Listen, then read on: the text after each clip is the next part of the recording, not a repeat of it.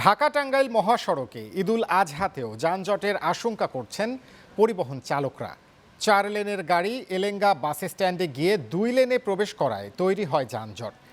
সেই জট এলেঙ্গা থেকে যমুনা সেতু পর্যন্ত ছড়িয়ে পড়ে। তবে পুলিশ বলছে যানজট নিরসনে পুলিশ তৎপর থাকবে। টাঙ্গাইল থেকে তোফায়েল আহমেদ রনির তথ্য ও ছবিতে ডেস্ক রিপোর্ট। উত্তরবঙ্গের 23 জেলার যাত্রীদের বড় একটি অংশ চলাচল করে ঢাকা টাঙ্গাইল যমুনা সেতু মহাসড়ক দিয়ে। স্বাভাবিক সময়ে প্রতিদিন এই মহাসড়ক দিয়ে চলাচল করে প্রায় 20 থেকে 25 হাজার যানবাহন, আর ঈদ যাত্রার সময় তা বেড়ে হয় প্রায় 3 গুণ। প্রতি বছর ঈদযাত্রায় এই মহাসড়কে যানজট ও ভোগান্তির চিত্র দেখা যায়।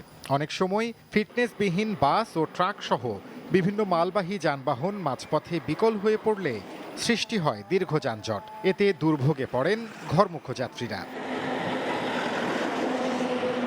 তবে এলেঙ্গা এলাকায় ফ্লাইওভার নির্মাণ কাজ চলমান থাকায় সেখানে সড়কের পরিধি কমে গেছে।